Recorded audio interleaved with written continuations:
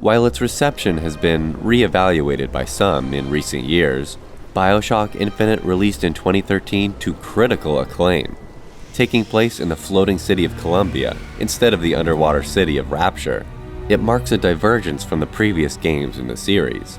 Combat encounters largely take place in bright, open areas, and while it certainly has its fair share of the macabre, it mostly distances itself from the horror focus of its predecessors. The story follows Booker DeWitt, a man deep in debt who accepted a mission to infiltrate Columbia to rescue Elizabeth, a girl kept under lock and key due to her ability to open tears to alternate universes. If you've played it, you know that description leaves out a lot of nuance. It's a complicated game. Almost across the board, it received rave reviews for its innovative gameplay, compelling narrative, and strong character writing. Fittingly though, for a game about an infinite number of alternate universes, each one similar to the last but with unmistakable differences, there's an alternate version of BioShock Infinite that hasn't left my mind. Watching the 2010 demo of the game is like looking through a tear at another reality, one where BioShock Infinite was a very different beast. Almost immediately, there's a palpable sensation that something is very off. Objects occasionally shimmer with an otherworldly aura, as if universes are bleeding into one another. A woman sweeps the floor, completely unfazed as a raging fire consumes her house. The needs of our great city of Columbia must come before the desires of any foreigner. A political candidate gives a passionate speech to an audience of no one and becomes incredibly deranged when approached. Who are you? It is Charles! Attend! Whatever multiversal disturbance is affecting this world is corrupting the people inside of it too. Booker DeWitt has the voice of a considerably older man here. Well, nothing ventured, nothing gained. Elizabeth, too, sounds and looks somewhat older than her 19-year-old appearance in the final game. I've got an idea! We don't even see Elizabeth open a single tear. Instead, she's shown to be able to control weather and use telekinesis. It seems she would have served a very different role in both gameplay and story. While the final game has vestiges of some of the concepts shown off in this demo, they feel watered down compared to what we see here. Notably, it has horror elements that feel largely absent from the release game, which really resonated with fans of the series. It's why this demo has captivated so many people who claim this version of BioShock is the one they wish they played. It's very understandable. It's not hard to be enraptured by this earlier version. It's also not hard to draw parallels with another huge sequel. Half-Life 2 is one of the most influential and recognizable games of all time, and yet it has a dedicated community longing for an earlier period of the game's development.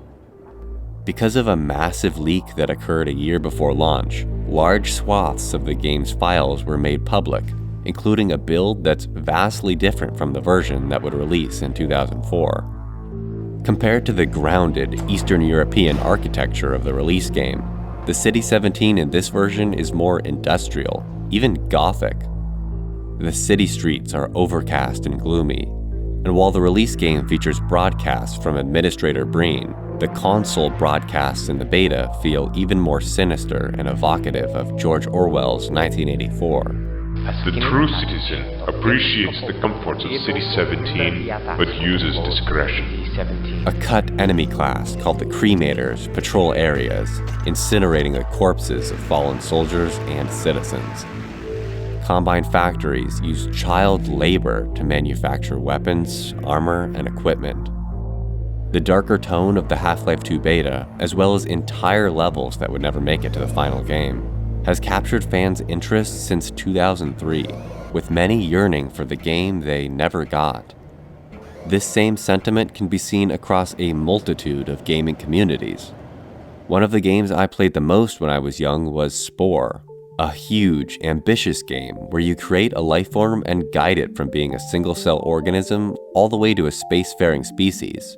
Years later, I discovered an early demonstration from back when the game was somewhat less cartoony and featured the aquatic stage, the missing link between the cell and creature stage, completely absent from the finished game.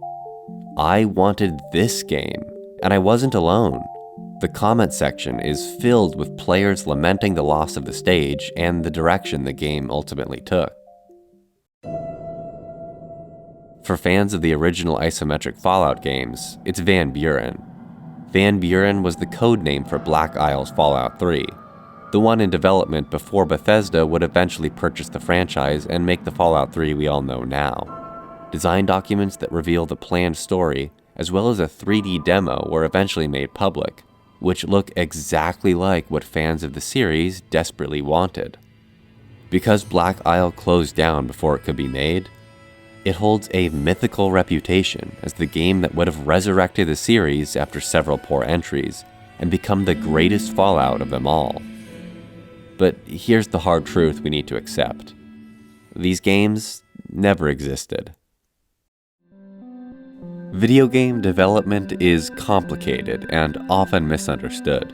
It doesn't have the distinct pre-production, production, and post-production phases that film or television does, where one phase is completed before the next one begins.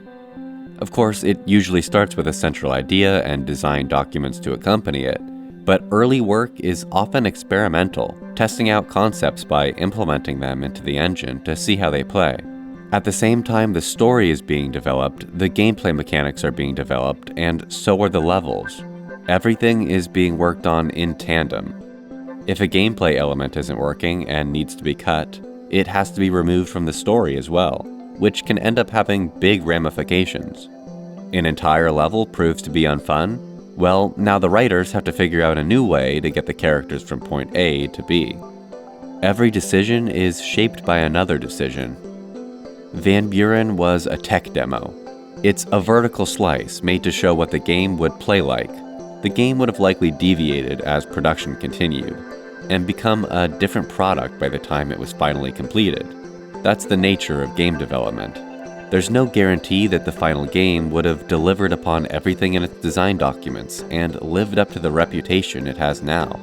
What might seem promising earlier on could start to fail as development continues, and be changed or removed to create a better end product. Games evolve quite drastically throughout their development. Part of what makes this so hard to accept, though, is that we can see these things implemented. We can see gameplay of it, and it looks great. It's playable. Except, well, it isn't really. While the Half-Life 2 leak showed off a lot of interesting material, it also revealed that many of the maps and mechanics being shown off in demonstrations were a facade, easily broken by taking a peek under the hood. The game wasn't as close to completion as it seemed.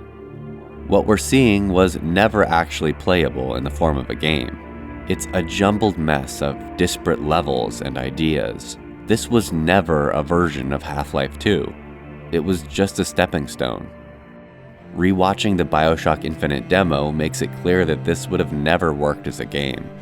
It's heavily scripted, almost unbelievably so for a game that strives to make its combat areas feel open and dynamic. Elizabeth having control over the weather and telekinesis seems fascinating in a scripted sequence, but how would that have actually worked in gameplay? The way she interacts and aids players in the released game ensures that combat encounters are still driven by you. A lot of the story concepts you thought were interesting were probably just penciled in and weren't actually fleshed out, assembled along with unfinished mechanics and levels for demonstration purposes and nothing else. It's easy to get drawn in, but we have to acknowledge that there was never a version of BioShock Infinite like this. I'm not trying to say that you shouldn't find these early builds and demonstrations compelling. Not in the slightest. That would make me a huge hypocrite because I frequently go back and look at them. There's something really interesting about seeing your favorite games before all the details have been ironed out.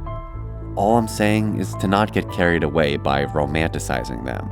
treating them like games that you could have gotten instead of the proof of concept that they are. We should approach them the same way we approach concept art books.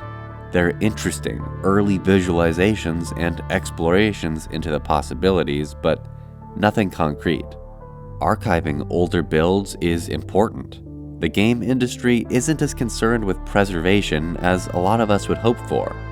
The reason why we have access to so much about Half-Life 2's development is because of Half-Life 2 Project Beta, a community-driven effort to restore and preserve what was found in the early builds. They've worked extremely hard to make it so anyone with a copy of the game can experience its history. Across the multiverse, the best version of BioShock Infinite is likely the one we got. One where developers were able to cut what didn't work and focus on pouring effort into what did. But that doesn't mean it isn't compelling to look back at the original ideas and see how the game was heavily remolded by the development process. That was the one who was chasing you, right? No, that wasn't him. That wasn't him. That's him!